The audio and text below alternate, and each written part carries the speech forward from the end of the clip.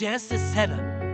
The Lord then said to Noah, "Go into the ark, you and your whole family, because I have found you righteous in this generation. Take with you 7 pairs of every kind of clean animal, a male and its mate, and 1 pair of every kind of unclean animal, a male and its mate, and also 7 pairs of every kind of bird, male and female, to keep their various kinds alive throughout the earth. 7 days from now I will send rain on the earth for 40 days and 40 nights, and I will wipe from the face of the earth every living creature I have made." And Noah did all the Lord commanded him. Noah was 600 years old when the floodwaters came on the earth. Then Noah and his sons and his wife and his son's wife entered the ark to escape the waters of the flood, pairs of clean and unclean animals, of birds and all of creatures that move along the ground. Male and female came to Noah and entered the ark as God had commanded Noah. And after the 7 days, the floodwaters came in on earth. In the 600th year of Noah's life, on the 17th day of the 2nd month, on that day all the springs of the great deep burst forth, and the floodgates of the heavens were opened, and rain fell on the earth 40 days and 40 nights. On that very day, Noah and his sons Shem, Ham, and Japheth, together with his wife and the wives of his 3 sons, entered the ark. They had with them every wild animal according to its kind, all livestock according to their kinds, every creature that moves along the ground according to its kind, and every bird according to its kind, everything with wings. Pairs of all creatures that have had the breath of life in them came to Noah and entered the ark. The animals going in were male and female, of every living thing as God had commanded Noah. Then the Lord shut him in. For 40 days the flood kept coming on the earth, and as the waters increased, they lifted the ark high above the earth. The waters rose and increased greatly on the earth, and the ark floated on the surface of the water. They rose gently on the earth, and all the high mountains under the entire heavens were covered. The waters rose and covered the mountains to a depth of more than 15 cubits. Every living thing that moved on land perished: birds, livestock, wild animals, all the creatures that swarm over the earth, and all of mankind. Everything on dry land that had the breath of life in its nostrils died. Every living thing on the face of the earth was wiped out, people and animals, and the creatures that live along the ground, and the birds were wiped from the earth. Only Noah was left, and those with him in the ark. The flood waters watered the earth for 150 days.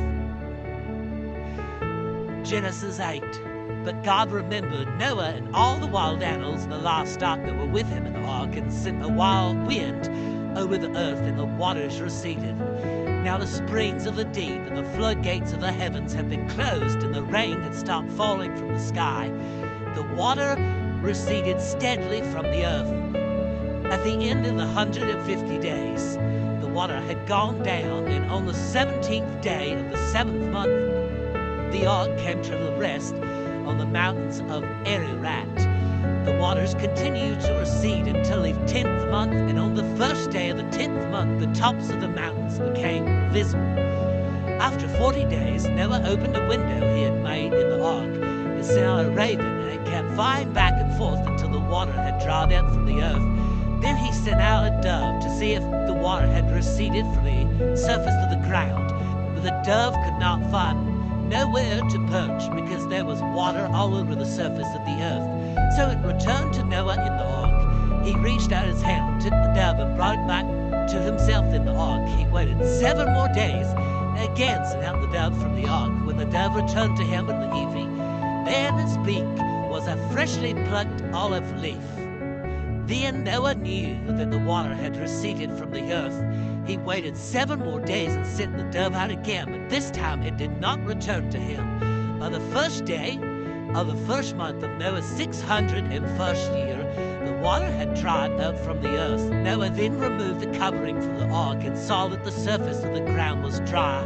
By the 27th day of the 2nd month of the earth was completely dry. Then God said to Noah, "Come out of the ark, you and your wife and your sons and and their wives. Bring out every kind of creature that is with you, the birds, the animals, all the creatures that move along the ground, so they can multiply on the earth and be fruitful and increase in number on the earth. So Noah came out, together with his sons and his wife and his son's wife, all the animals and all the creatures that move along the ground and all the birds, everything that moves on land came out of the ark, one kind after another.